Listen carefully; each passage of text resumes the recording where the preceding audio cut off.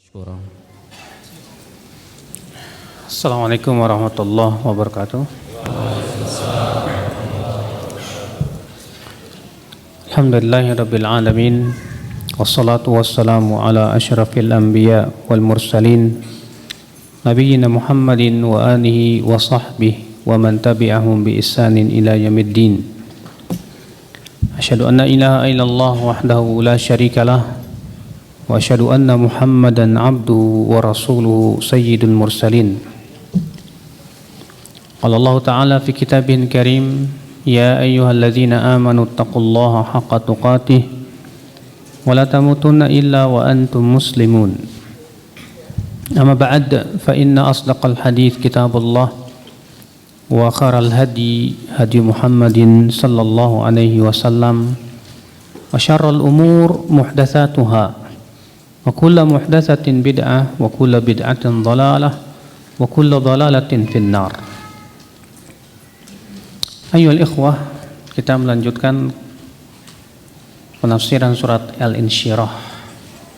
Kemarin malam ayat yang pertama dan tadi pagi ayat 2 dan 3, dan sekarang malam ayat 4, 5, 6. Allah berfirman, wa rafa'na laka dzikrak fa inna ma'al usri yusran, inna ma'al usri yusra. Wa rafa'na laka dzikrak, dan kami angkat penyebutanmu, artinya kami harumkan namamu. Kembali Allah mengingatkan kenikmatan yang Allah berikan kepada Rasulullah SAW. Kenikmatan yang pertama, Allah berfirman, alam nashrah laka sadrak, bukankah kami telah melapangkan dadamu? Wa wada'na anka wizraka alladhi anqadha dhahrak, dan kami telah meletakkan dosa-dosamu yang memberatkan punggungmu. Dan sudah kita sebutkan dua ini. Lalu Allah Ta'ala berfirman, wa rafa'na laka dzikrak, wa rafa'na laka dzikrak, dan kami angkat ya namamu atau penyebutanmu, yaitu kami harumkan namamu. Allah Subhanahu wa Ta'ala mengharumkan Rasulullah sallallahu alaihi wasallam sehingga tidaklah disebut nama Allah kecuali disebut padanya Rasulullah sallallahu alaihi wasallam. Seorang mukmin yang sedang sholat, ketika ia bertasyahud berucap asyhadu an la ilaha illallah wa asyhadu anna Muhammadan abduhu wa rasuluh. Seorang setelah berwudu berucap asyhadu an la ilaha illallah wahdahu la syarikalah wa asyhadu anna Muhammadan abduhu wa rasuluh. Bahkan setiap hari 5 kali kita mendengarkan suara adzan, berucap asyhadu an la ilaha illallah asyhadu anna Muhammadar Rasulullah. Bahkan Rasulullah SAW senantiasa disebut dalam kitab-kitab Taurat, dalam Injil sebelum Rasulullah SAW diutus. Ini adalah merupakan nikmat yang Allah berikan kepada Rasulullah SAW, yaitu diangkatnya, diharumkannya nama Rasulullah SAW.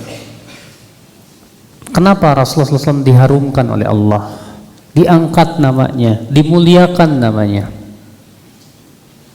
Karena Rasulullah SAW orang yang paling berilmu tentang Allah, orang yang paling mengenal Allah, Rasulullah. Maka seseorang semakin mengenal Allah, semakin memberikan kemuliaan pada dirinya. Oleh karena itulah ya akhul Islam, di antara sebab seorang hamba diangkat oleh Allah derajatnya, ilmu. Bukankah Allah berfirman di dalam surat Al-Mujadilah ayat 11, yarfa'illahu alladhina amanu minkum walladhina utul ilma darajat. Allah mengangkat derajat orang-orang yang beriman di antara kamu dan mengangkat orang-orang yang berilmu derajatnya. Ya, artinya kata Ibnu Abbas, Allah mengangkat derajat orang yang berilmu di atas orang yang tidak berilmu. Maka orang-orang yang berilmu tentang Allah orang yang berilmu tentang syariat Allah, orang yang berilmu tentang sunnah Rasulullah, pasti Allah akan angkat, Allah akan harumkan namanya, Allah akan muliakan namanya, Pak. Siapa di antara kita yang tidak mengenal Imam Syafi'i? Siapa di antara kita yang tidak mengenal Imam Malik? Siapa di antara kita yang tidak mengenal Imam Bukhari? Semua orang mendengar, mengenal. Imam Malik dikenal dengan ilmu atau dengan harta? Imam Syafi'i terkenal dengan ilmu atau harta? Imam Ahmad terkenal dengan ilmu atau harta? Jawabnya ilmu. Berarti dengan keilmuan seseorang akan diangkat oleh Allah Subhanahu wa taala derajatnya. Allah akan harumkan namanya. Oleh karena itu ya akhwat Islam, seseorang yang senantiasa mempelajari ilmu, membela agama Allah dengan ilmu, pasti Allah akan angkat derajatnya. Rasulullah SAW diangkat derajatnya oleh Allah, diharumkan namanya. Allah berfirman, wa rafa'na laka dzikrak, dan kami angkat penyebutanmu wahai Muhammad. Maka orang yang mempelajari sunnah Rasul pun sama, akan diangkat derajatnya. Coba kalau antum baca kitab Sahih Bukhari, selalu dibacakan haddatsana fulan qala haddatsana haddatsana. Apa tuh? Penyebutan perawi-perawi hadis. Disebutkan fulan siapa, fulan siapa, fulan siapa, perawi-perawi hadis semuanya disebutkan sampai hari kiamat, Pak. Bayangkan, subhanallah. Itulah ya akhwal Islam. Makanya orang yang senantiasa memperhatikan ilmu Allah, orang yang membela ilmu Allah, orang yang senantiasa mengamalkan ilmu Allah, Allah akan angkat derajatnya. Rasulullah SAW diangkat oleh Allah karena keilmuan beliau. Saya mau tanya sama antum, ada tidak yang lebih berilmu dari Rasulullah SAW? Ada? Tidak ada. Tidak ada sahabat yang ilmunya seperti Rasulullah SAW, tidak ada. Tidak ada manusia setelah Rasulullah SAW yang ilmunya seperti Rasulullah, tidak ada. Karena ilmu Rasulullah SAW sangat tinggi tentang Allah Subhanahu wa Ta'ala, maka Allah pun angkat derajatnya setinggi-tingginya. Demikian pula para sahabat yang mereka itu sangat berilmu. Ibnu Abbas, ulamanya sahabat. Ya, Abu Bakar, Umar, Utsman, Ali, ulamanya sahabat. Karena keilmuan mereka, yang mereka sangat mengenal Allah tentang syariatnya, asmaul husnanya, demikian pula sifat-sifatnya. Subhanallah, Allah pun angkat derajat mereka. Makanya ya akhi, sebab ya diharumkannya nama seorang hamba oleh Allah Subhanahu wa taala, yang pertama adalah apa? Ilmu. Oleh karena itu, ya orang yang senantiasa menuntut ilmu Allah Subhanahu wa taala, Allah akan angkat derajatnya setinggi-tingginya. Yang kedua, kenapa Rasulullah SAW diangkat, diharumkan namanya oleh Allah? Sebabnya karena beliau yang paling ikhlas hatinya. Orang yang ikhlas hatinya, Pak, Allah akan harumkan namanya. Orang yang ikhlas hatinya, Pak, dijadikan oleh Allah Subhanahu wa taala ya mulia dia di hadapan manusia. Makanya Rasulullah SAW bersabda apa? Basyir hadhil ummah bis-sana war-rif'ah wat-tamkin. Berikan kabar gembira kepada umat ini dengan apa? Bis-sana, dengan kemuliaan, war-rif'ah, ketinggian, wat-tamkin, kekokohan di muka bumi. Ya.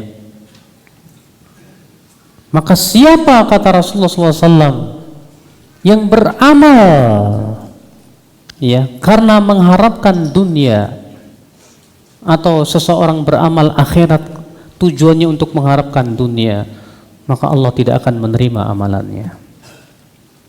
Artinya seseorang yang senantiasa mengikhlaskan diri selama umat Islam ini ikhlas, memelihara keikhlasan, pada waktu itu juga Allah akan angkat mereka, Pak.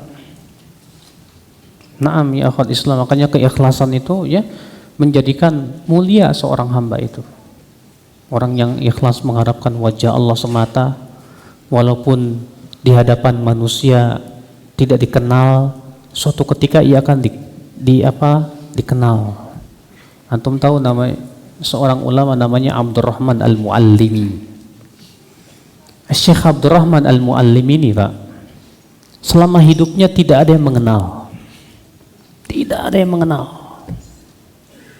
Ya. Beliau terkenalnya kapan? Setelah beliau wafat. Setelah beliau wafat, baru ketahuan ternyata ini ulama. Tulisannya luar biasa, tahqiq-tahqiqnya luar biasa. Ya, seluruh ulama seperti Syekh Albani, Syekh bin Baz acung jempol terhadap Syekh Abdurrahman Al-Muallimi. Padahal waktu hidupnya beliau tidak dikenal, Pak. Sehari-harinya hanya di perpustakaan saja. Kenapa? Karena beliau penjaga perpustakaan di kota Mekah. Ya. Tapi karena beliau ikhlas, tidak mengharapkan sama sekali pujian manusia, tidak mengharapkan apa-apa, ternyata apa yang terjadi setelah meninggal dunia baru dikenal sama orang. Padahal waktu hidupnya tidak dikenal. Allah muliakan. Demikianlah Allah kalau apabila ingin memuliakan seorang hamba.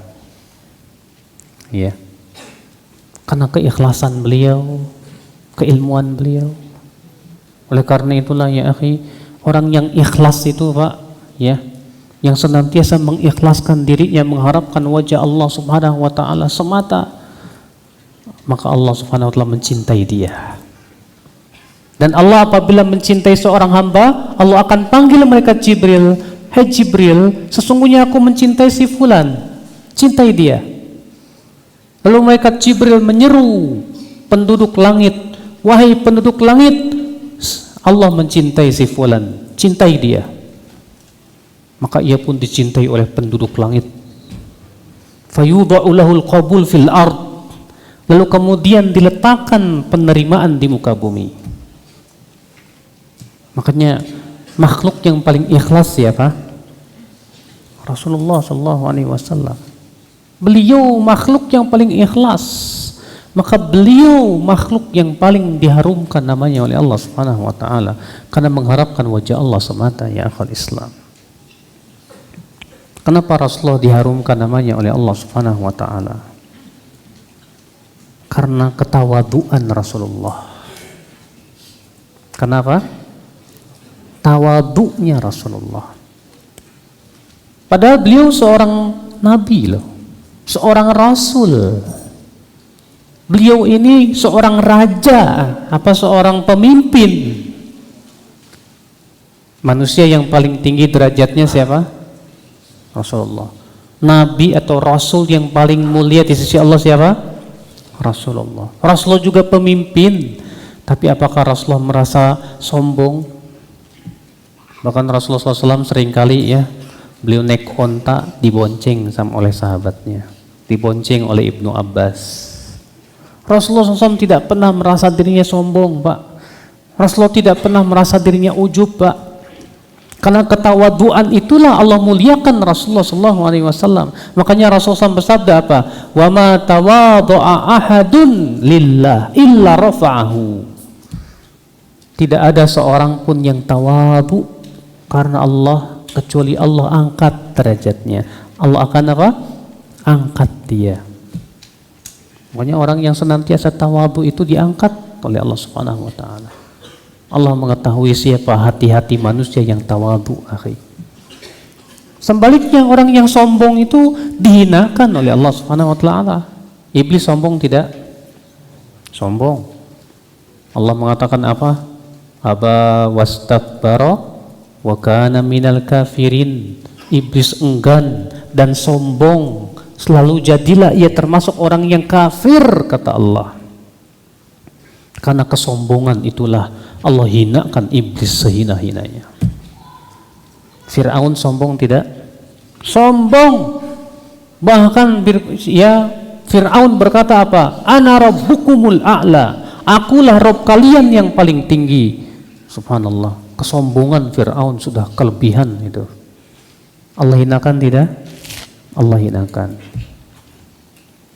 Tapi orang-orang yang tawadu, yang tidak pernah menyombongkan dirinya, selalu Allah muliakan. Ya. Saya mau tanya sama antum, Mbak. Siapa sebaik-baiknya tabi'in? Hah? Siapa sebaik-baiknya tabi'in? Uwais Al-Qarani. Subhanallah, Uwais Al-Qarani ini orangnya tawadu sekali. Bahkan orang tidak punya kedudukan. Ya. Karena ketawaduannya, keikhlasannya, amalnya luar biasa. Kata Rasulullah, khairut tabi'in Uwais Al-Qarani. Sebaik-baiknya tabi'in, siapa dia? Uwais Al-Qarani. Akhul Islam, a'azakumullah. Maka dari itulah ya, kita penting untuk tawadu. Bahwa orang yang tawadu itu pasti diangkat derajatnya oleh Allah Subhanahu wa taala. Allah akan angkat setinggi-tingginya. Tapi orang yang sombong, Allah akan hinakan sehina-hinanya. Maka tawadu'lah la akhi. Dan hakikat tawadu itu kebalikan dari sombong. Sombong itu artinya menolak kebenaran, terus menolak kebenaran dan menganggap remeh manusia. Berarti tawadu itu artinya menerima kebenaran dari siapapun juga, walaupun yang menyampaikan itu lebih muda dari kita, walaupun yang menyampaikan kepada kita itu bawahan kita terima kebenaran. Ya. Yang kedua, sombong itu artinya apa? Meremehkan manusia. Berarti hakikat tawadu apa? Dia tidak pernah meremehkan siapapun juga. Bahkan ia merasa temannya itu lebih baik dari dirinya. Kata Al-Hasan Al-Basri, Az-zahid alladhi idza ra'a ghairahu dhanna annahu khairum minhu. Orang yang zuhud itu yaitu apabila melihat temannya, dia merasa temannya lebih baik dari dirinya. Makanya Pak, coba antum lihat, kalau antum melihat orang yang baru ngaji, perasaan antum lebih pintar dari dia apa dia? Kalau antum punya perasaan bahwa antum lebih baik dari dia, antum belum tawadu. Tapi kalau antum merasa dia barangkali punya amalan yang saya tidak tahu, mungkin dia lebih baik dari saya, Masya Allah. Ketika antum bawa mobil BMW, ngelihat mobilnya yang teman antum yang bawa Avanza, ngeremehkan enggak? Kalau hati antum meremehkan, berarti antum sombong. Iya. Makanya ya akhwat Islam, tawadu itu sebab utama seseorang itu diangkat derajatnya oleh Allah Subhanahu wa taala. Rasulullah SAW diangkat derajatnya karena ketawaduan Rasulullah SAW. Ya Rasulullah itu sangat tawadu sekali Pak. Ya, beliau tidak pernah pakai baju mewah, nggak pernah. Karena tawadunya Rasulullah SAW. Bahkan Rasulullah kepada istrinya pun tidak pernah sombong. Tawadu, istrinya dibantu oleh Rasulullah SAW. Sampai-sampai kata Aisyah, Rasulullah SAW sampai beliau yang ngesol sandalnya sendiri, yang menjahit bajunya sendiri. Ya, bahkan Rasulullah SAW kalau melihat istrinya melakukan sebuah kesalahan, beliau tidak marah selama itu kesalahan yang tidak berhubungan dengan masalah agama. Itulah menunjukkan ya akhi, betapa tawadunya Rasulullah SAW. Rasulullah SAW beliau paling suka duduk dengan orang miskin. Rasulullah SAW ya duduknya itu seperti duduk seorang hamba. Kenapa? Karena ketawaduan Rasulullah SAW. Makanya Rasulullah SAW tidak suka makan itu sambil menyender. Kenapa? Karena itu perbuatan para raja yang sombong biasanya. Maka Rasulullah SAW orang yang paling tawadhu di dunia. Sedangkan Rasulullah SAW sabda, wa ma tawadhu'a ahadun illa rafa'ahu Allah. Tidaklah seorang hamba bertawadhu kecuali Allah akan apa? Angkat. Allah akan angkat derajatnya. Allah berfirman, wa rafa'na laka dzikrak. Dan kami angkat derajatnya. Kenapa? Ya, Rasulullah SAW diangkat namanya seharum-harumnya karena Rasulullah SAW itu pemaaf, Pak. Rasulullah SAW itu apa? Pemaaf. Sedangkan orang yang memaafkan orang yang mendoliminya diangkat derajatnya. Sebutkan dalam hadis yang sahih, Rasulullah SAW bersabda, wa ma dzulima 'abdun bimadlamatin, tidaklah seorang hamba dizalimi dengan sebuah kezaliman, sabara 'alaiha, yang ia sabar padanya, illa rafa'ahu Allah, kecuali Allah apa? Dalam satu riwayat, illa zadallahu izza, kecuali Allah akan tambahkan kemuliaannya dia. Orang yang memaafkan kesalahan temannya, orang yang memaafkan dan selalu memaafkan orang-orang yang mendoliminya, itu malah menjadikan dia itu diangkat derajatnya, semakin diangkat kemuliaannya, Pak. Sahih ya akhul Islam azan ya Allah. Makanya Rasulullah SAW itu orang yang pemaaf banget, pemaaf, sangat pemaaf. Antum tahu tokoh munafik yang paling memusuhi Rasulullah siapa? Nah, siapa tokoh munafik yang paling memusuhi Rasulullah? Abdullah bin Ubay bin Salul. Ketika Abdullah bin Ubay bin Salul meninggal dunia, apa yang dilakukan Rasulullah? Rasulullah SAW memohonkan ampunan buat dia. Kemudian Rasulullah mau mensolatkan dia lagi. Sampai-sampai Umar berdiri di hadapan Rasulullah. Wahai Rasulullah, apakah engkau hendak mensolatkan musuh Allah? Kata Rasulullah, wahai Umar, aku hanya diberikan pilihan oleh Allah antara dua. Allah hanya mengatakan kepadaku, istaghfir lahum aw la tastaghfir lahum, in tastaghfir lahum 70 marratan fala yaghfirallahu lahum. Kamu mintakan ampun kepada mereka atau kamu tidak mohonkan ampun kepada mereka, kalaupun kamu mohonkan ampunan 70 kali, Allah tidak akan ampuni mereka. Kata Rasulullah, Umar, kalau aku mohonkan ampunan lebih dari 70 kali ternyata Allah ampuni dia, aku akan lakukan. Padahal Abdullah bin Ubay bin Salul bagaimana waktu hidupnya menyakiti Rasul, Pak. Tapi Rasulullah memaafkan. Lalu kemudian Allah pun menurunkan ayat membenarkan sikap Umar. Allah berfirman, wala tusalli ala ahadim minhum mata abada wala taqum ala qabri. Jangan sekali-kali kamu mensolatkan mereka dan jangan berdiri di kuburannya. Tapi subhanallah, lihatlah akhlak Rasulullah sallallahu alaihi wasallam. Pemaaf. Suatu ketika Rasulullah SAW sedang berjalan, tiba-tiba ada orang Arab Badui, tahu sendiri Badui ya. Ditariknya kerah Rasulullah dengan keras sambil berkata, "Hai Muhammad, bayar hutang saya." Sampai gempeng. Iya. Dilihatnya ke belakang, ternyata orang Arab Badui. Rasulullah SAW tersenyum. Bayangkan kalau antum presiden digituin gimana coba?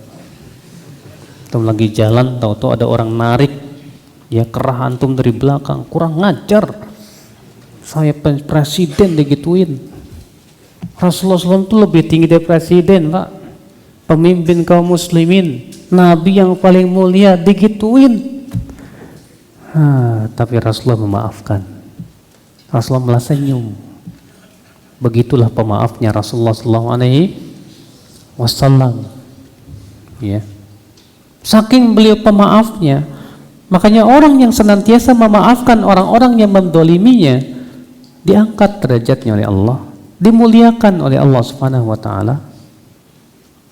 Makanya subhanallah, setiap orang yang dizalimi selalu Allah muliakan, Pak. Allah muliakan dia kalau dia sabar. Imam Bukhari, antum tahu hidupnya? Beliau itu, Pak, diusir dari Nisafur. Kenapa beliau diusir dari Nisafur? Dituduh jahmi. Siapa yang menuduh? Seorang ulama ahlu sunnah juga, namanya Muhammad bin Yahya Az-Zuhli. Dituduh jahmi, padahal Imam Muslim membela Imam Bukhari. Waktu itu Yahya Az-Zuhli berkata kepada murid-muridnya, siapa yang masih duduk di majlisnya Bukhari, silahkan pergi. Imam Muslim pun pergi dia. Dia tidak terima gurunya Imam Bukhari dituduh seperti itu. Tapi subhanallah, tahdzirnya Muhammad Yahya Az-Zuhli ini keterlaluan. Sampai akhirnya Imam Bukhari diusir dari kota Nisafur. Beliau pulang ke Bukhara. Di Bukhara, rupanya apa yang terjadi? Muhammad bin Yahya Az-Zuhli ini menulis surat ke gubernurnya Bukhara bahwa Bukhari ini jahmi. Akhirnya diusir lagi dari Bukhara. Sampai-sampai Imam Bukhari itu tidaklah datang ke suatu tempat kecuali diusir. Akhirnya Imam Bukhari berdoa, ya Allah, sudah sempit dunia yang luas ini buat saya. Ya. Tapi Imam Bukhari sabar. Beliau tidak membalas mentahdir siapa? Muhammad Yahya Az-Zuhli, tidak. Beliau sabar aja. Maka kemudian Imam Bukhari berkata, ya Allah, sungguh bumi yang luas ini telah sempit untuk saya, ya Allah, wafatkan saya. Beliau ucapkan itu di malam pertama dari bulan Ramadan pada tahun 256 Hijriah. Dan Allah pun kabulkan permintaan Imam Bukhari itu. Allah wafatkan pada tanggal 1 Idul Fitri, malam Idul Fitri di bulan Ramadan itu. Apa yang terjadi? Beliau pun dimandikan, dikafankan, dikuburkan. Rupanya kata Imam Az-Zahabi, keluar dari kuburan Imam Bukhari itu wewangian yang sangat wangi, sebulan lamanya. Karena Imam Bukhari sabar. Beliau pun juga memaafkan. Ternyata apa yang terjadi, Pak? Beliau dizalimi, masalahnya, Pak, dituduh jahmi masalahnya. Tapi beliau sabar. Apa yang terjadi? Allah angkat derajatnya tidak? Allah angkat derajatnya, Pak. Ya, setiap orang yang membaca Sahih Bukhari pasti akan menganggap itu ya kitab yang paling sahih setelah apa? Setelah Al-Quran, Pak. Sampai demikian, justru yang mentahdirnya Imam Bukhari, Muhammad Yahya Az-Zuhli, nggak dikenal sama orang. Pernah dengar Muhammad Yahya bin Az-Zuhli itu? Nggak kenal kan? Nggak kenal. Tapi Imam Bukhari, Masya Allah, diharumkan oleh Allah namanya seharum-harumnya karena kesabaran beliau ketika dizalimi. Ya. Luar biasa akhwat Islam, azakumullah. Jadi ini akhi, ya, di antara sebab-sebab seseorang itu akan dimuliakan oleh Allah Subhanahu wa taala. Allah taala berfirman, "Wa rafa'na laka dzikrak." Kemudian Allah berfirman setelah itu apa? Fa inna ma'al usri yusran. Inna ma'al usri yusran.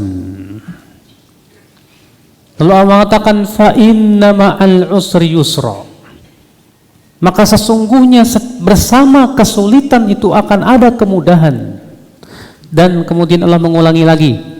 Dan sesungguhnya bersama kesulitan itu akan ada kemudahan. Coba perhatikan ayat ini, Pak. Fa inna ma'al usri, al-usri dalam dua ayat ini Ya, ayat yang kelima yang keenam. Fa inna ma'al usri yusran. Inna ma'al usri, ketika Allah menyebutkan al-usri di sini pakai alif lam. Di dua ayat itu. Coba kalau antum perhatikan ya ayatnya. Fa inna ma'al usri, ketika Allah menyebutkan yusra, Allah tidak menyebutkan padanya alif lam. Allah jadikan dia nakirah. Fa inna ma'al usri yusran. Inna ma'al usri yusran. Kebiasaan orang Arab, Pak, apabila menyebutkan kata yang sama dengan alif lam, berarti maksudnya itu juga. Tapi kalau menyebutkan dua kata yang sama dengan nakirah, itu menunjukkan yang lainnya. Berarti ketika dikatakan fa inna ma'al usri, maka sesungguhnya bersama kesulitan akan ada kemudahan. Maka sesungguhnya bersama kesulitan akan ada kemudahan. Kata kesulitan dalam ayat itu pakai alif lam, menunjukkan kesulitannya sama. Itu juga. Tapi ketika Allah menyebutkan yusron, kemudahan, Allah menyebutkan nakirah, maka berarti yusron yang pertama berbeda dengan yusron yang kedua. Oleh karena itu Ibnu Abbas berkata, lan yaglibal usru yusrain. Satu kesulitan tidak akan mengalahkan dua kemudahan. Sebagian ulama mengatakan bahwa yusron yang pertama itu di dunia, dan yusron yang kedua di mana? Di akhirat. Dan ini subhanallah hiburan untuk kita, Pak. Ya. Seakan-akan Allah mengatakan kepada Rasulnya, kesulitan-kesulitan yang engkau hadapi wahai Muhammad dalam berdakwah, menghadapi berbagai macam rintangan-rintangan itu, semua rintangan-rintangan dalam dakwahmu itu memang menyulitkan dalam dakwah. Tapi ketahuilah, setelah kesulitan akan segera datang apa? Kemudahan. Iya, Pak. Dan ini subhanallah Bapak sekalian ya, merupakan hiburan buat kita, Pak, bahwasanya kita ini sebagai seorang manusia tidak mungkin hidup kita akan susah terus. Pasti di sana akan ada apa? Kemudahan. Ya, kemudahan demi kemudahan, kemudahan demi kemudahan. Kemarin saya sudah berceritakan, Pak, ya, tentang kisah Imam Ahmad ya. Imam Ahmad bin Hambal itu, di mana di zaman itu ya, para ulama diuji oleh Allah, diberikan pemimpin Mu'tazilah. Bayangkan, Pak, di mana Mu'tazilah, Khalifah Ma'mun, Mu'tasim billah, Al-Wathiq billah, 3 masa, dan semuanya di atas akidah Mu'tazilah. Tapi ketika kaum muslimin sabar menghadapi kesulitan demi kesulitan itu, mereka hadapi semua dengan ketakwaan kepada Allah, kesabaran untuk terus berpegang kepada akidah Ahlussunnah wal Jamaah. Apa yang terjadi? Allah berikan kemudahan tidak? Allah berikan kemudahan, Pak. Setelah Al-Mutawakkil Al-Wathiq billah meninggal dunia, diganti oleh siapa? Al-Mutawakkil 'ala Allah. Di zaman Al-Mutawakkil 'ala Allah itu, sunnah diangkat, bid'ah dihancurkan. Subhanallah, kemudahan. Setelah para ulama melewati zaman-zaman yang sangat sulit sekali, ya, pemimpin yang zalim itu siapa? Khalifah Ma'mun, Mu'tasim billah, Al-Wathiq billah. Mereka memaksa kaum muslimin berakidah dengan akidah Mu'tazilah. Setelah kesulitan itu datang, masya Allah, kemudahan. Demikian pula kita dalam berdakwah terkadang menghadapi rintangan, Pak. Ketika kita berdakwah, rintangan, tapi setelah rintangan itu Allah berikan kemudahan demi kemudahan demi kemudahan. Alhamdulillah. Karena itu sudah janji dari Allah Subhanahu wa taala. Demikian pula dalam kehidupan kita, Pak, ya. Kita itu tidak mungkin terus di atas kesulitan, tidak. Allah mengatakan fa inna ma'al usri yusran. Inna ma'al usri yusran. Sesungguhnya bersama kesulitan akan ada kemudahan. Yang pertama, sesungguhnya bersama kesulitan akan ada kemudahan yang lain. Berarti setelah satu kesulitan akan ada dua kemudahan. Alhamdulillah. Namun Pak, di sana ada sebab-sebab seorang hamba diberikan kemudahan oleh Allah. Di sana ada sebab-sebab diberikannya kemudahan oleh Allah Subhanahu wa taala. Apa sebab diberikannya seorang hamba kemudahan? Yang pertama Pak, takwa. Takwa itu memberikan kemudahan. Coba buka firman Allah dalam surat At-Talaq tuh. Allah berfirman apa Pak? Wa may yattaqillaha yaj'al lahu min amrihi yusra. Barang siapa yang bertakwa kepada Allah, Allah akan jadikan urusannya mudah. Orang yang bertakwa kepada Allah, Allah jadikan urusannya mudah. Berarti kalau kita ingin dimudahkan urusan kita apa? Takwa. Takwa kepada Allah Subhanahu wa taala itu akan memudahkan urusan kita. Apalagi yang memberikan kemudahan pada urusan kita? Sabar. Sabar itu akan memberikan kemudahan pada urusan kita, Pak.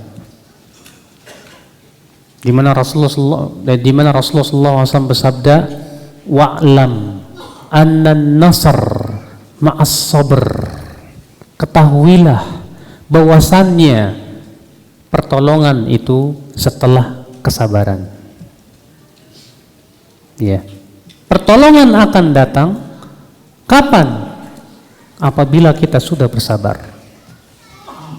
Apabila kita belum bersabar, pertolongan belum datang. Maka akal Islam azakumullah. Ini sebab yang kedua, seseorang itu akan dimudahkan. Allah akan memberikan kepadanya kemudahan. Sebab yang ketiga, seseorang diberikan oleh Allah Subhanahu wa taala kemudahan itu apa? Yaitu dia memberikan kemudahan kepada orang yang susah. Ketika antum melihat teman antum susah hidupnya, antum berikan kemudahan, antum bebaskan hutangnya, antum berikan kepada dia bantuan, maka pada waktu itu Allah akan berikan kepada antum kemudahan. Wallah. Makanya Rasulullah SAW bersabda apa dalam sebuah hadis yang sahih? Kata Rasulullah, "Wa man yassara an mu'sirin yassarahullahu fid dunya wal akhirah." Siapa yang memberikan kemudahan kepada orang yang susah, Allah akan berikan kemudahan untuknya di dunia dan di akhirat. Wallahu fi aunil abdi, maka al abdu fi auni akhi. Allah senantiasa membantu saudaranya. Allah senantiasa membantu dia selama dia membantu saudaranya. Jadi kalau kita ingin diberikan kemudahan oleh Allah, bantu dong saudara kita yang susah. Iya. Ingat Pak, di saat-saat kita sedang susah, di saat-saat kita sedang senang, ingat Allah. Dan ini sebab yang keempat diberikan kemudahan. Apa itu? Ingat, kenali Allah di saat kita senang. Kenali Allah di saat kita senang. Sebagaimana sabda Rasulullah SAW, ta'arraf ilallahi fir rakha ya'rifka fi syiddah. Kenali Allah di saat kamu senang, niscaya Allah akan kenali kamu di saat kamu apa? Susah. Ya. Ketika kita, masya Allah, alhamdulillah, di zaman sekarang ini Pak, ya, Allah memberikan kepada kita kesenangan demi kesenangan Pak, kenikmatan demi kenikmatan. Alhamdulillah. Maka di saat kita senang ini kenali Allah, supaya nanti pas kita diberikan kesusahan, Allah mengenal kita.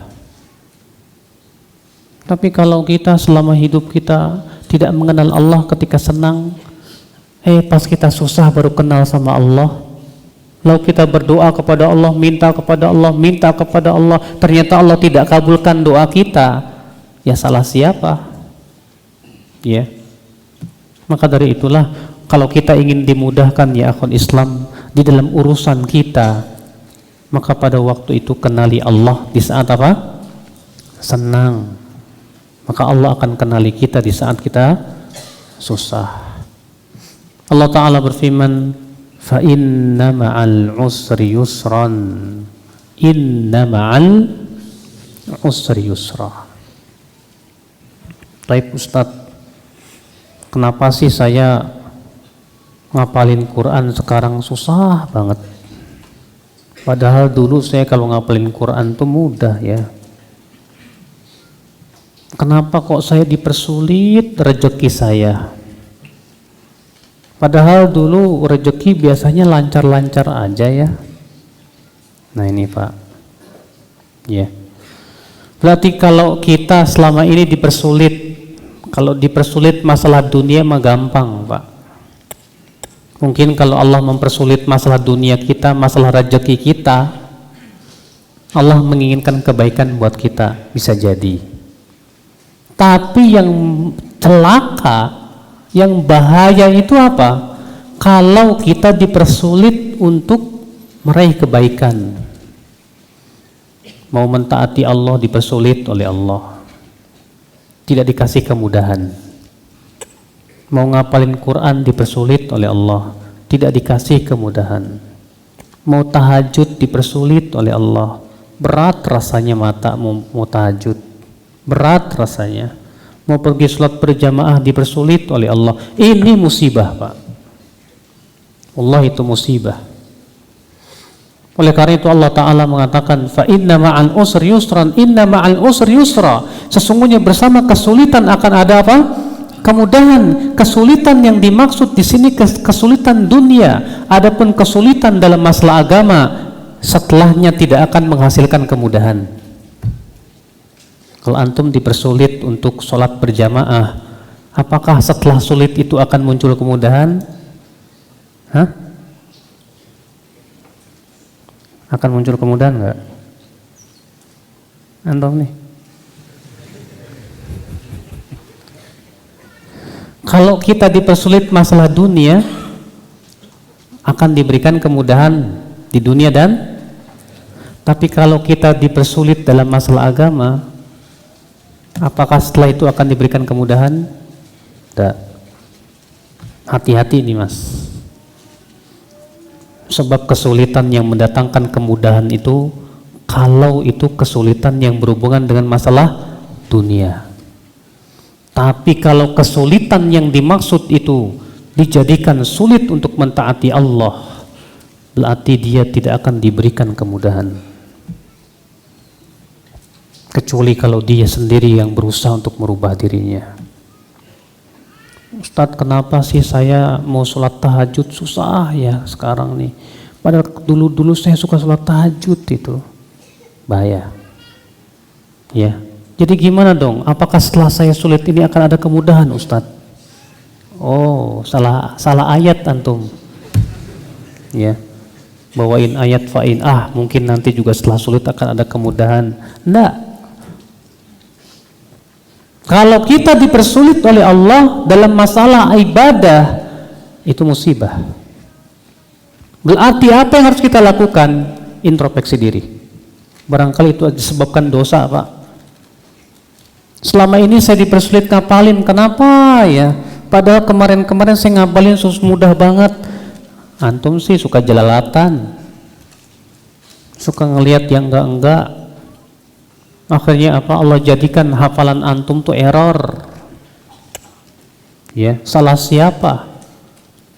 Maka yang seperti ini, kesulitan seperti ini harus dihadapi dengan cara taubat kepada Allah. Bagaimana caranya ya supaya saya dipermudah untuk bisa sholat tahajud? Bagaimana caranya supaya saya bisa dipermudah untuk menuntut ilmu? Maka di saat itu butuh kepada perjuangan. Nah, ketika kita berjuang pasti menghadapi kesulitan. Ketika saya berjuang untuk sholat tahajud, saya kok sulit sekali. Lawan terus, wah berat. Lawan terus. Ketika kita sabar menghadapi kesulitan itu, baru Allah akan memberikan kemudahan untuk sholat tahajud. Ikhwatul Islam azakumullah.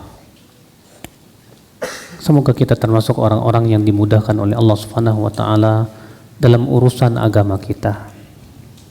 Semoga kita termasuk orang yang diberikan oleh Allah ya kemudahan untuk mentaati Allah. Dan semoga kita diberikan oleh Allah kesabaran ketika kesulitan menghampiri diri kita. Supaya setelah itu kemudian Allah berikan kepada kita berbagai macam kemudahan demi kemudahan. Saya tidak ingin berpanjang-panjang pada malam ini. Kita akan buka tanya jawab. Ya, barangkali di antum ada yang mau bertanya, silahkan. Naam, jazakumullahu khairan katsiran ya Ustadz atas paparan materinya pada malam hari ini. Dan silahkan bagi antum yang ingin bertanya, silahkan ditulis di selembar kertas. Dimohon tulisan singkat, jelas dan sesuai dengan materi kita saat ini. Ya, silahkan tafadhol.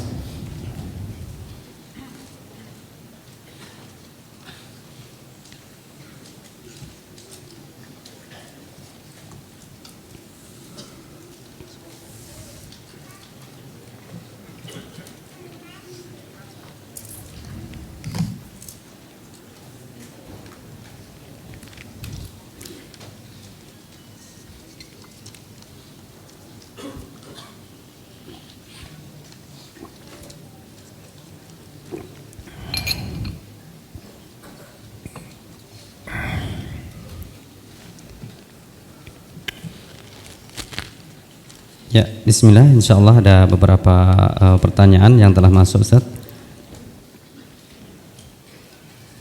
Pertanyaan yang pertama, Assalamualaikum Ustaz. Assalamualaikum warahmatullahi wabarakatuh.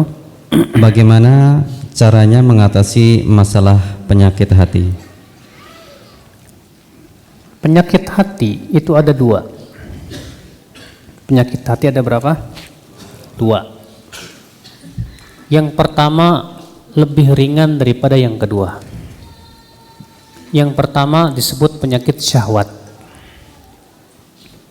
Penyakit apa? Syahwat. Contohnya penyakit syahwat apa? Ada yang tahu? Penyakit syahwat contohnya apa? Cinta dunia. Apalagi? Cinta harta. Apalagi? Cinta ketenaran. Ada lagi? Cinta wanita.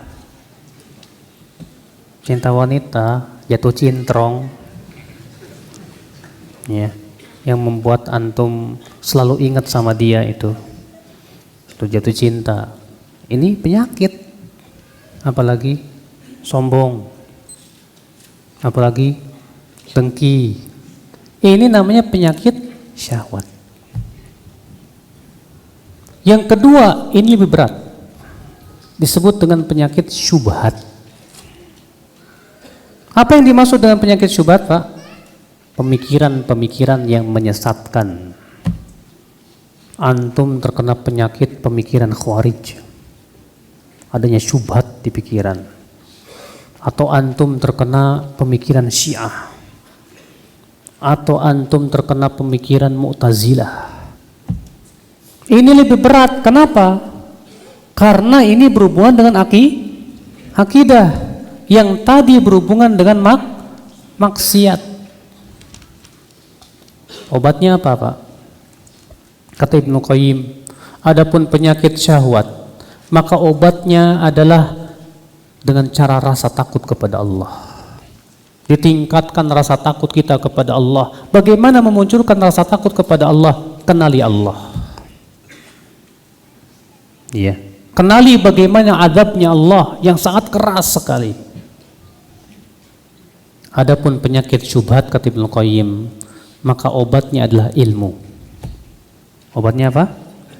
Ilmu. Berarti ilmu kalau disertai dengan takut akan menghilangkan dua penyakit. Tapi kalau ilmu tidak disertai dengan rasa takut, dia hanya akan menghilangkan satu penyakit, tapi tidak penyakit yang lain.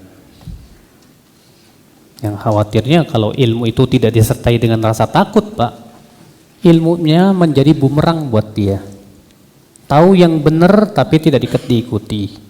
Seperti kisah si Bal'am. Si Bal'am diajarkan oleh Allah ayat-ayat Allah tuh, ya. Tapi kemudian apa yang terjadi? Dia malah meninggalkan kebenaran, Pak.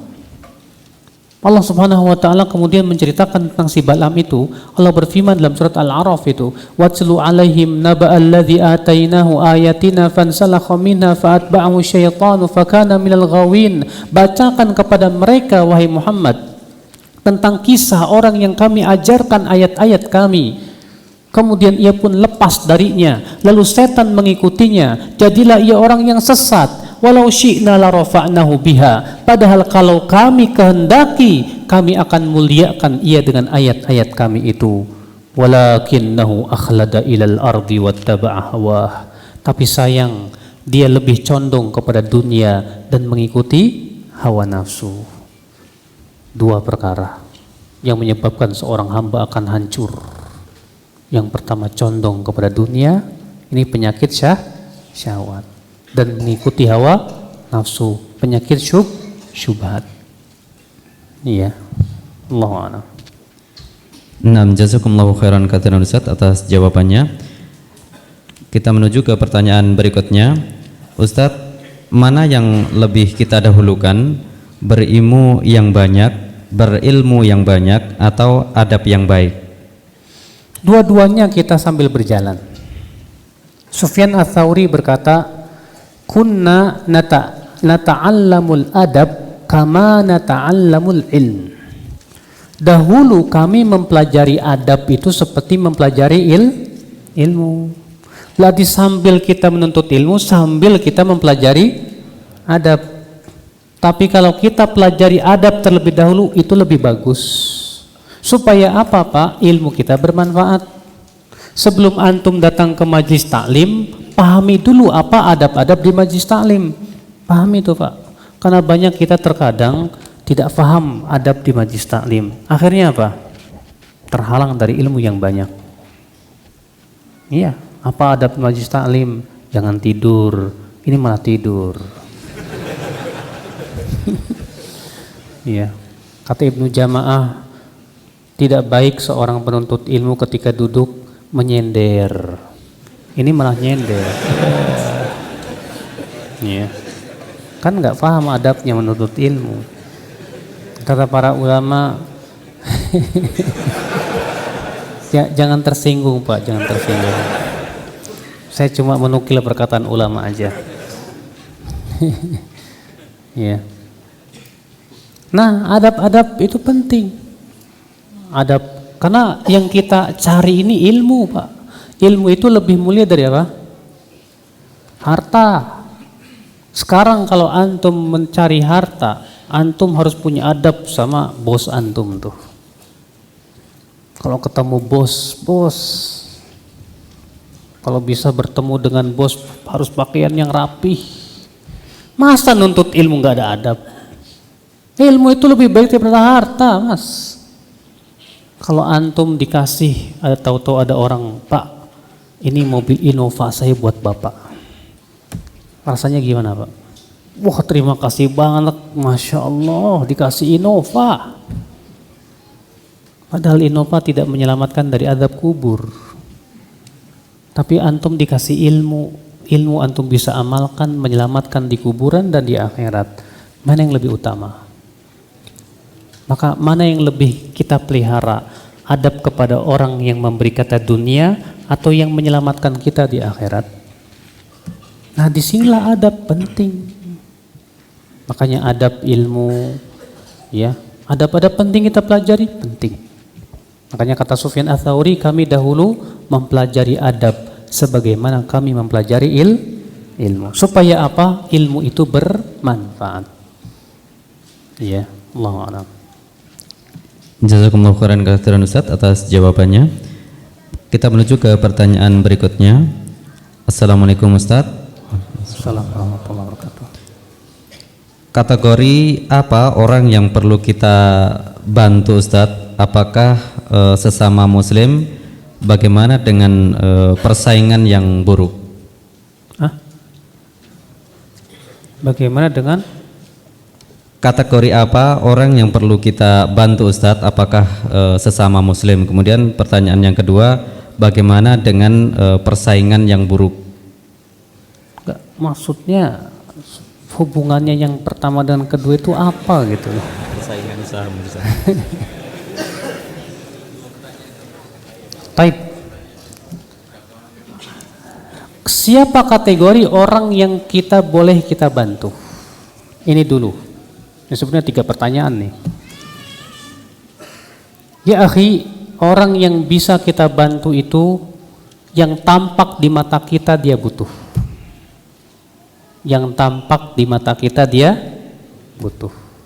Kalau tampak di mata kita dia butuh, kasih. Kalau ternyata salah, kita tetap dapat pahala. Ini berdasarkan hadis riwayat Muslim dan yang lainnya. Kata Rasulullah dahulu, ada seorang laki-laki berkata, malam ini saya ingin berinfak. Dia pun keluar di malam hari. Di zaman itu nggak ada lampu, Pak. Lalu dia melihat ada orang yang tampaknya butuh, dikasih. Di pagi hari orang-orang berbincang-bincang, tadi malam ada pelacur dikasih infak. Orang ini berkata lagi, nanti malam saya mau berinfak. Malam itu dia keluar lagi. Rupanya di depan matanya ada orang yang tampaknya butuh. Dikasih. Pagi-pagi orang-orang berbincang-bincang, tadi malam ada pencuri dikasih infak. Malam orang itu berkata lagi, malam ini saya mau berinfak. Akhirnya dia malam itu keluar rumahnya. Tampak di depan matanya kayaknya ada orang butuh, dikasih. Pagi harinya orang-orang berbicara, tadi malam ada orang kaya dikasih infak. Salah terus nih orang. Iya. Tapi apakah menyebabkan infaknya batal? Tidak. Pahalanya sempurna? Sempurna. Makanya yang kita kasih itu Pak, yang tampak di mata kita dia butuh, selesai. Nggak perlu kita korek-korek dulu, tanya-tanya dulu. Kamu pengemis, di mana tinggalnya? Kamu gimana? Nggak perlu Pak. Yang penting mata kita nganggap, wah ini orang butuh ini, kasihan harus dibantu. Kasih, walaupun ternyata tidak sesuai atau kita salah dugaan kita misalnya. Nah ini akal Islam, ma'azakumullah. Bagaimana kalau orang itu non muslim? Kalau memang kita mengharapkan keislaman dia, ya, ini namanya mu'allaf. Mu'allaf itu orang kafir yang kita harapkan keislamannya, atau orang yang baru masuk Islam yang kita ingin kuatkan keimanannya. Adapun kalau dia masuk Islamnya sudah 20 tahun yang lalu, bukan mu'allaf namanya Pak. Oh saya mah mu'alaf, kapan masuk Islam? 20 tahun yang lalu, bukan mu'alaf kamu. Mu'alaf itu orang yang kafir yang diharapkan keislamannya, atau orang yang baru masuk Islam dikuatkan keimanannya. Iya. Nah kalau ada orang tetangga saya, Ustadz dia non muslim tapi susah hidupnya, boleh saya bantu? Bantu. Dengan berharap supaya dia masuk Islam. Dakwahi dia. Bukankah Rasulullah SAW dahulu melakukan itu? Iya. Iya. Allahu a'lam. Naam, jazakumullah khairan Ustadz atas jawabannya. Iya, pertanyaan berikutnya, beberapa pertanyaan hampir senada. Bismillah. Ustadz, tadi disebutkan jika kita diberi kesusahan dalam perkara ibadah ke depannya tidak ada kebaikan. Bagaimana hubungan dengan sifat manusia yang mana iman terkadang naik dan turun? Syukran. Ya akhi, memang yang namanya ibadah itu tidak selamanya semangat dan tidak selamanya apa? Ya lemah, betul. Ini disebut istilahnya dengan futur. Ini disebut dengan istilah apa? Dan futur itu ada 2 macam. Ada futur yang sifatnya parsial, hanya menimpa amal-amal tertentu saja. tapi tidak menimpa semua amal. Ini wajar. Ini berdasarkan hadis Nabi sallallahu alaihi wasallam, "Inna likulli amalin syirrah wa likulli syirratin fatrah." Setiap amal itu ada masa-masa semangat, dan setiap masa-masa semangat ada masa-masa. Faman kanat fatratu ila sunnah, siapa yang masa turunnya kepada sunnah lagi, faqad ihtada, dia dapat hidayah. Dan siapa yang masa futurnya bukan kepada sunnah, dia binasa. Ada orang sholat tahajudnya rajin sekali, sampai-sampai sholatnya itu kuat sampai 2 jam, Pak. Iya. Tapi lama-lama kok berkurang semangatnya. Itu pasti, Pak, menimpa setiap muslim. Yang tadinya kuat 2 jam sekarang cuma setengah jam. Yang tadinya 11 rakaat sekarang cuma 7 rakaat. Kenapa ya Ustadz ya? Tadinya saya rajin tahajud, kok saya sekarang. Nah, kalau itu sifatnya parsial, Rasulullah memberikan apa? Solusi. Siapa di masa turunnya itu kepada sunnah lagi, antum ya, sholat tahajudnya sudah mulai kurang, tapi antum berpindah baca Quranul Karim, semangat baca Qurannya, alhamdulillah. Berarti antum berpindah dari sunnah ke sunnah. Maka antum selamat, kata Rasulullah. Antum dapat hidayah.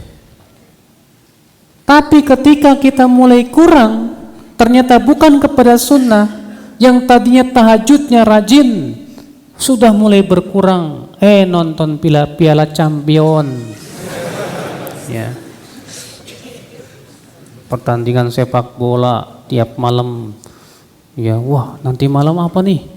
Brazil lawan ini, mantap. Akhirnya berpindah dari sunnah kepada bukan sunnah, binasa kata Rasulullah itu. Nah sekarang kita lihat, ketika kita berpindah dari satu sunnah ke sunnah lain, ya, dipermudah nggak oleh Allah? Kalau ternyata kita malah dijadikan oleh Allah, dipersulit, yang tadinya di atas sunnah malah kemudian bukan kepada sunnah, ini binasa, Pak, kata Rasulullah SAW. Binasa itu, ya, subhanallah, na'udzubillah. Nah. 6, kita menuju ke pertanyaan berikutnya. Assalamualaikum. Assalamualaikum. Ustadz, saya kalau membaca Al-Quran dan sholat sangat sulit untuk konsentrasi. Bagaimana caranya untuk bisa konsentrasi? Saya sudah berusaha, tapi kembali lagi hilang konsentrasi saya. Mohon penjelasannya. Memang di dalam sholat itu ada setan, Pak, yang khusus menggoda seorang hamba untuk apa? Sholat.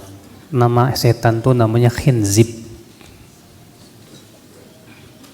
Nah sekarang yang kita pikirkan adalah bagaimana caranya berusaha semaksimal mungkin bisa konsentrasi, gitu kan.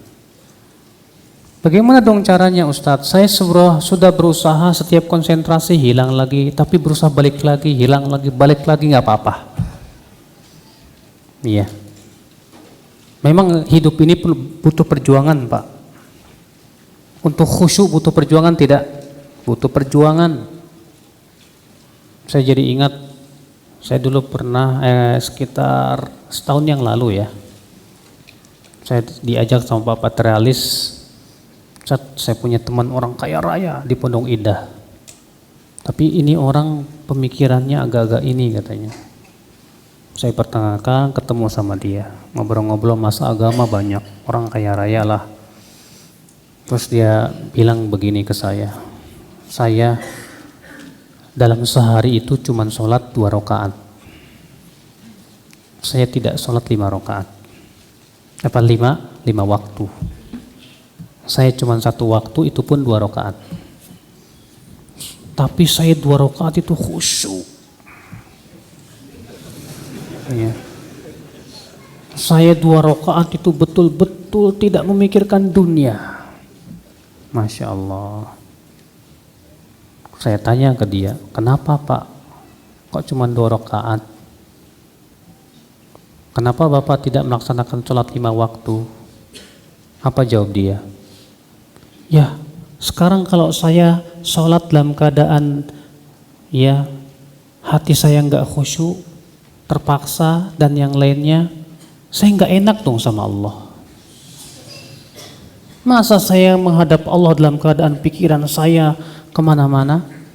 Masa saya menghadap Allah dalam keadaan hati saya tidak khusyuk? Malu saya sama Allah, Ustaz. Oh begitu Pak. Jadi setelah itu Bapak tinggalkan itu dan hanya 2 rakaat. Iya, saya berpikir saya harus menghadap kepada Allah dengan penuh sempurna di hadapan Allah. Akhirnya saya bilang, Pak, Bapak dulu jadi orang kayak begini caranya gimana Pak? Dulu Bapak bersungguh-sungguh nggak Pak cari dunia? Wah, dulu saya waktu ke Jakarta Dek, itu nggak bawa apa-apa Dek, cuma modal dengkul. Masya Allah. Ya. Terus gimana Pak? Wah, saya berjuang dan berjuang untuk mendapatkan uang. Alhamdulillah saya jadi kaya raya. Saya bilang, Pak, masalah dunia saja kita harus berjuang untuk dapatkan. Masa untuk surga kita nggak mau berjuang, Pak? Ya berjuang untuk sholat 5 waktu masa tidak bisa, Pak? Dia bengong aja. Iya juga ya. Tak lama kemudian azan berkumandang. Kata saya, Pak, saya mau sholat asar dulu. Ya, saya ikut. Akhirnya sholat 5 waktu. Nah seperti itu Bapak sekalian. Ya ketika kita sholat kok nggak khusyuk, ya jangan nyerah seharusnya. Kenapa? Itu ujian. Ya, seperti kita usaha. Ketika kita usaha kok gagal, apakah berarti kita nyerah? Jangan nyerah, kita maju terus. Apalagi ibadah, mencari surga, mencari dunia saja kita terkadang Masya Allah luar biasa, banting tulang, Masya Allah. Malam terkadang nggak tidur demi cari dunia, shiftnya shift 3 pun nggak masalah. Ya, tapi kenapa untuk mencari akhirat, mencari surga yang lebih baik kita tidak mau berjuang? Padahal perjuangan untuk mendapatkan surga seharusnya lebih ya akhul Islam azakumullah. Ya. Nah ini ya Allah alam. Naam, jazakumullahu khairan katsiran Ustaz atas jawabannya. Kita menuju ke pertanyaan berikutnya. Bismillah. Ustaz, apakah yang dimaksud dengan al-jamaah dalam hadis yang kita dilarang untuk berpecah belah? Mohon nasihatnya. Kan penafsirannya sudah jelas itu dalam riwayat Abu Daud. Ketika Rasulullah SAW mengabarkan umat Islam akan berpecah menjadi berapa? 73 golongan. Apa kata Rasulullah? Yang satu masuk surga, yang lain masuk neraka. Siapa yang masuk surga? Al-jamaah. Siapa itu al-jamaah? Kata Rasulullah apa?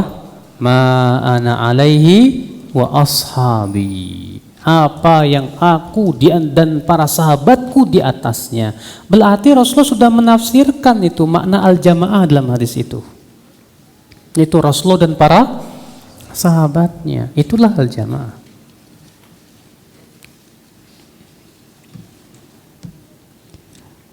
Naam, jazakumullahu khairan katsiran Ustaz atas jawabannya. Pertanyaan berikutnya, Ustaz, bila ada orang yang murtad tapi ia tetangga kita, apa yang harus kita lakukan? Bila ada orang yang murtad, terus kebetulan beliau adalah tetangga dari si penanya, apa yang harus dia lakukan selaku dia tetangga? Pertama Pak, seorang mukmin tuh harus punya jiwa kasih sayang. Syekhul Islam Taimiyah rahimahullah ketika mensifati ahlus sunnah beliau berkata apa? Ahlus sunnati arhamun nasi a'lamun nasi bil haqqi wa arhamuhum lil khalqi. Ahlus sunnah itu orang yang paling tahu tentang kebenaran dan yang paling sayang kepada manusia. Ahlus sunnah. Ketika kita melihat tetangga murtad, kasihan. Ini orang bakal masuk neraka ini. Bagaimana caranya? Selamatkan dia. Bagaimana caranya? Dakwahi dia. Kasih buku-buku tentang dialog Islam Kristen misalnya, yang itu Masya Allah bagus, ya, membantah hujah-hujah mereka tentang ketuhanan Yesus, ya. Kasih dia, tolong dia. Kasihan Pak, kalau kita terkadang yang kita dahulukan benci duluan. Murtad, kurang ajar itu, ya. Kasihan akhi, dia terkena apa? Barangkali terkena syubhat, dia itu harus ditolong nih orang, ya. Bagaimana caranya supaya dia bisa kembali kepada Islam? Dakwahi dong, dakwahi. Nah itu yang harus kita pikirkan nih akhwat Islam. Jangan cuma mikirin buat kita sendiri, jangan. Allahu a'lam.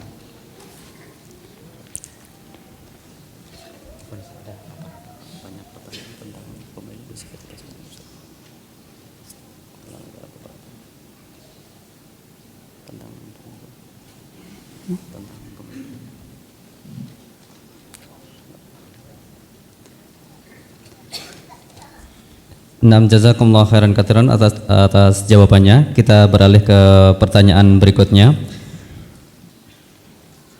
Bagaimana keadaan seseorang manakala dia berbangga-bangga dengan kedudukan dan pengikutnya, bahkan mudah merendahkan orang lain, padahal orang tersebut telah mengetahui tentang dalil-dalilnya. Bagaimana amalan-amalan orang tersebut di sisi Allah, Ustaz? Orang ini tertipu, sudah tahu dalil tapi kemudian tidak bisa diamalkan. Barangkali orang ini perlu diingatkan saja, barangkali dia lupa. Akhi, terkadang ketika kita merasa pengikut kita banyak, ikhwah yang ngaji banyak, kita merasa bangga dengan jumlah yang banyak. Hati-hati, karena kata para ulama, ujub itu pangkal kebinasaan. Sebagaimana sabda Rasulullah yang dihasankan oleh Syekh Al-Albani rahimahullah, "Thalathun minal muhlikat", ada 3 perkara yang bisa membinasakan. Apa 3 perkara itu? Di antaranya kata Rasulullah, i'jabun mar'i binafsih, seseorang merasa ujub dengan dirinya. Antum tahu tidak sebab utama kalahnya kaum muslimin di perang Hunain di putaran pertama? Kenapa? Merasa bangga dengan jumlah yang banyak. Dan Allah abadikan itu dalam Al-Quran, Pak, supaya dijadikan pelajaran buat kita. Allah berfirman, laqad nasarakumullahu fi mawatin katsiratin wa yauma Hunain. Sungguh kami telah membela kalian, menolong kalian di tempat yang banyak dan di perang Hunain. Idz a'jabatkum kathratukum. Ingatlah ketika itu kalian merasa bangga dengan jumlah kalian yang banyak. Falam tughni ankum syai'a, dan jumlah yang banyak itu tidak bermanfaat buat kalian sedikit pun juga. Fadaqat 'alaikumul ardu bima rahubat, lalu bumi yang luas itu menjadi sempit buat kalian. Tsumma wallaitum mudbirin, kemudian kalian pun lari tunggang langgang ke belakang. Kenapa? Rupanya Pak, gara-gara mereka merasa bangga dengan jumlah yang banyak, Pak. Makanya kalau kita sudah membanggakan kuantitas, ya, jumlah yang banyak, di saat itu pasti dibinasakan oleh Allah. Jangan tertipu dengan banyaknya jumlah. Jangan tertipu. Maka ingatkan dia, ingatkan. Akhi, kita tidak boleh berbangga dengan jumlah. Ya, kalau banyak, alhamdulillah, orang-orang berbondong-bondong ikut ngaji salaf, ngaji sunnah, pujilah Allah. Allah yang memberikan hidayah kepada mereka.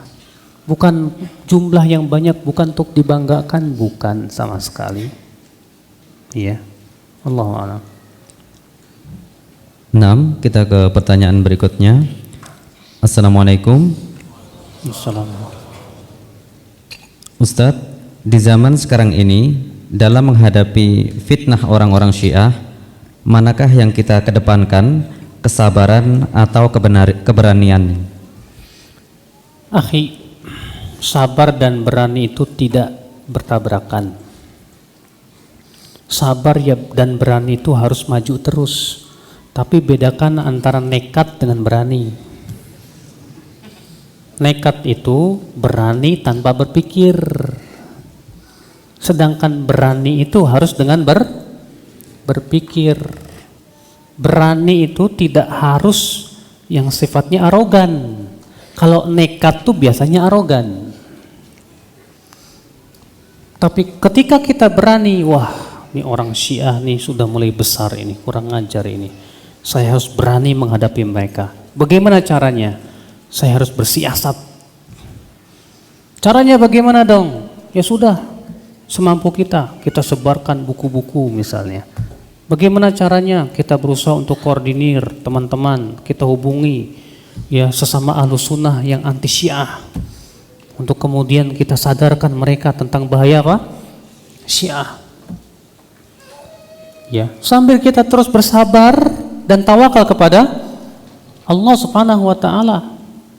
Itu yang kita dapat. Sabar itu bukan berarti diem aja, itu bukan sabar namanya, Pak, pemalas. Ya. Tidak punya himmah, tidak ada keinginan, itu namanya.